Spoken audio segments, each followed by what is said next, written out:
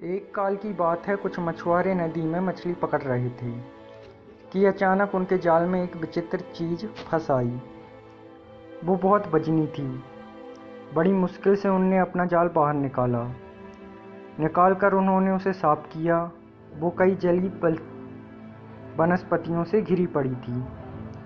उन्होंने उसे साफ किया तो एक ऋषि श्रेष्ठ की सूरत उभरी, जो शायद कल्पों से तपस्याग्रत थे। जब उन ऋषि ने अपनी आंखें खोलीं तो सारे मछुआरे श्राप के भय से उनके चरणों में गिरकर क्षमा याचना करने लगे। ऋषि ने निर्भय होने के लिए कहा और उनसे पूछा, तुम क्या कर रहे थे?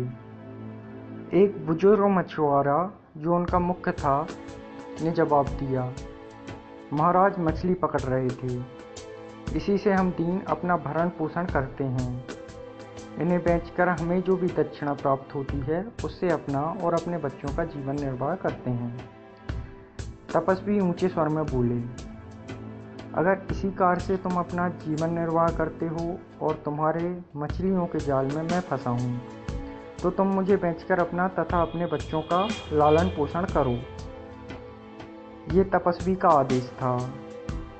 वो मछुआरे एक तपस्वी से वाद विवाद न कर सके और कुछ देर के विचार के बाद वो उन्हें उस काल के चक्रवर्ती सम्राट महाराजा जनक के पास ले गए। ऋषि के दरबार में आते ही जनक ने खड़े होकर उन्हें प्रणाम किया और आने का कारण जाना।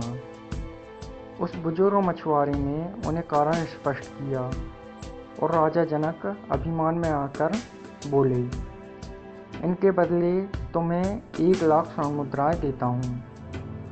तपस्वी ने सामान्यता से कहा, यह मेरा मूल्य नहीं है महाराज, कृपया कोई उचित मूल्य इन्हें दें। महाराजा जनक ने 5 गांव देने के लिए कहा, जो तपस्वी ने अपना मूल्य न होने की बात कही। महाराजा जनक मूल्य बढ़ाते रहे और जब उनने आधा राज्य देने के लिए संत कहा तो संत को क्रोध आ गया।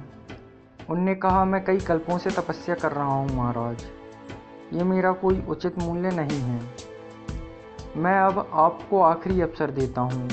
अगर आप मेरा उचित मूल्य ना दे सके तो आपको मेरे श्राप का कोप झेलना पड़ेगा।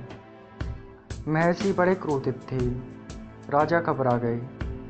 उनने अपने राज ज्योतिषी से उनका उचित मूल्य पूछा। उनने बहुत विचार करके उनसे संत को एक गाय के बदले लेने को कहा। राजा ने ज्योतिषी के कहने पर संत से कहा, महाराज, मैं एक गाय आपके बदले इन्हें देता हूँ। इतना सुनकर संत भाव विभोर हो गए।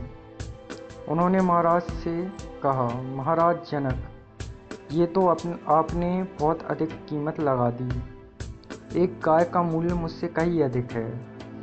राजा ये सुनकर आश्चर्यचकित थे। उनने संत से पूछा, आपने ऐसा क्यों कहा ऋषि श्रेष्ठ? आपका मूल्य एक गौ से कम कैसे हो सकता है?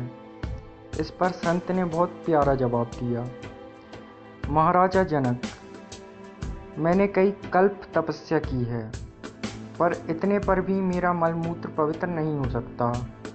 पर गाय का गोबर और गौमूत्र, इन नाम में ही पवित्रता निहित है।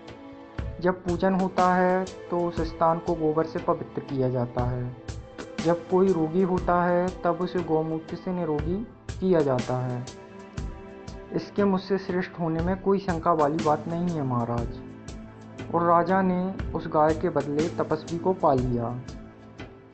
दोस्तों, एक और बात है जो मैं आपको बताना चाहता हूँ। इस पूरी दुनिया में गाय ही एकमात्र प्राणी है जो कार्बन डाइऑक्साइड लेकर ऑक्सीजन छोड़ती है। Thank you for watching my video. Please like करें, अगर पसंद आए तो कमेंट करें और सब्सक्राइब करें यूट्यूब चैनल में।